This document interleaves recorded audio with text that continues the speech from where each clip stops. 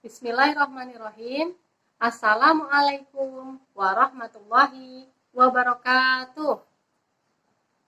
Innal hamdalillahi nahmaduhu wa nasta'inuhu wa nastaghfiruhu wa na'udzu billahi min syururi anfusina wa min sayyiati a'malina.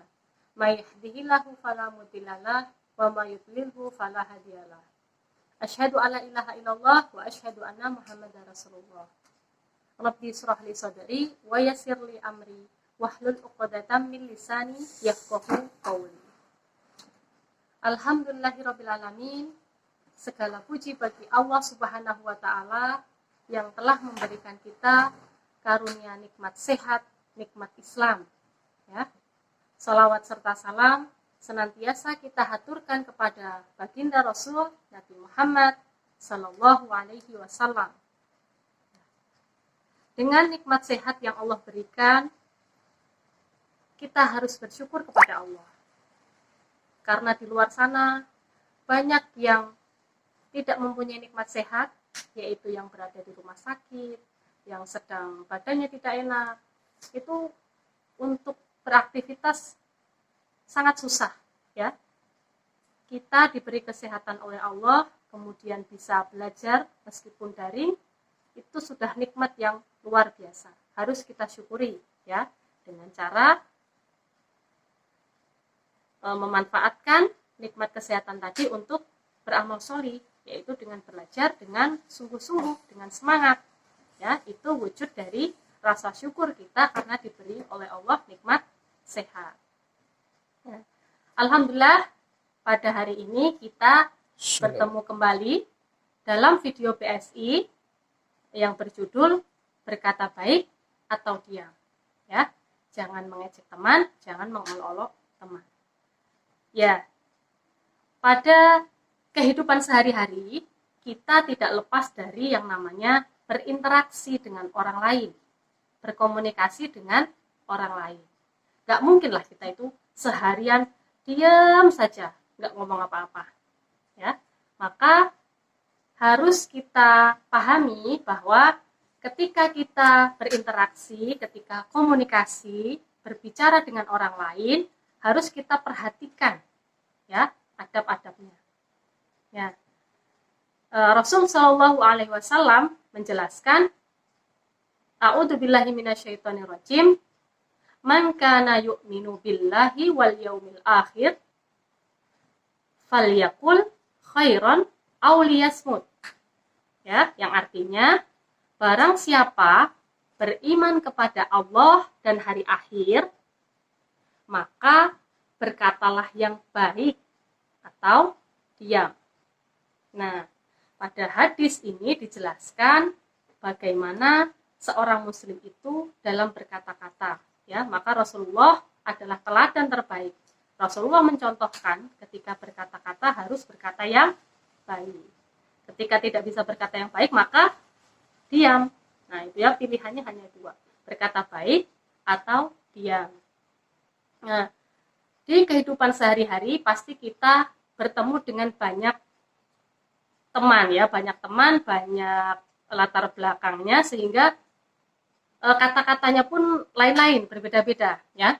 Ada yang terbiasa dia berkata buruk. Misalnya, ketika di jalan, kemudian ada batu kerikil, kesandung, kemudian berkata-katanya apa? Hewan-hewan muncul, ya. Jadi berkata-kata yang buruk. Ya, padahal ketika kita berkata yang buruk, apakah membuat kesandung kita itu sembuh?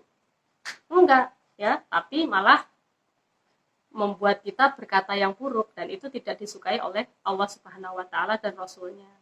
Nah, sehingga memang kita harus menjaga kata-kata dari setiap aktivitas yang kita lakukan, ya. Jangan sampai ketika kita kesel sama teman, kita terus berkatanya nggak baik, kemudian menjelek-jelekkan teman, karena tadi saking keselnya kita, marah, nggak bisa menahan emosi di dalam jiwa, akhirnya keluarlah ngata-ngatain, dasar kamu, keriting, pesek.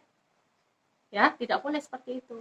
Nah, ketika kita mendapat ujian, maka seorang muslim itu harus bersabar, ya, harus bersabar. Nah, seorang muslim itu ketika mendapat nikmat dia itu bersyukur, ketika mendapat ujian dia bersabar. Nah, jadi tidak boleh keluar kata-kata yang mengejek dan menyakiti teman. Ya. Maka itu tadi ketika kita sudah ada hadisnya yang menyatakan kalau berkata-kata harus yang baik, atau kalau nggak bisa berkata yang baik maka diam. Nah, maka itu pilihannya cuma dua. Kalau nggak bisa berkata baik maka kita harus ya diam saja, gitu ya. Tapi kalau pas pembelajaran ketika ditanyai gurunya, tanyai ustazah, ya jangan diam aja ya, karena memang kita harus menjawab apa yang menjadi pertanyaan. Ya, maka kita harus mencontoh teladan terbaik yaitu Rasulullah Shallallahu Alaihi Wasallam. Ya, ketika mendapat apapun maka kita tidak lantas menjadikan sesuatu itu dosa bagi kita ya. Jadi ketika kita tersandung tadi ya, jangan berkata yang binatang-binatang atau berkata yang tidak baik, tapi berkatalah yang baik. Ketika tersandung, astagfirullahaladzim.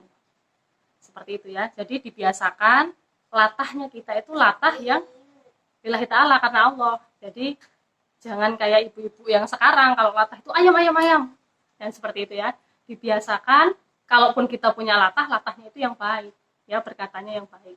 Karena Rasul juga mencontohkan ketika bercanda, ya, hal kecil ini ya, bercanda itu pun tidak boleh berbohong.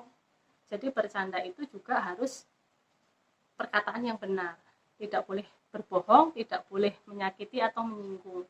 Ya, ketika teman kita ada yang hidungnya pesek, kemudian rambutnya keriting, kulitnya hitam, kita tidak lantas menjadikan itu untuk menjadi bahan olok-olokan atau ejekan.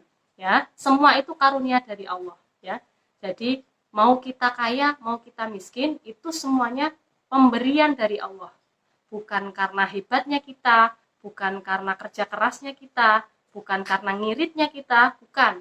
Jadi semua itu semata-mata karena pemberian dari Allah kepada hamba-hambanya. Jadi kita tidak boleh bersombong diri atau berbangga diri dengan apa yang sudah kita miliki yang orang lain nggak punya.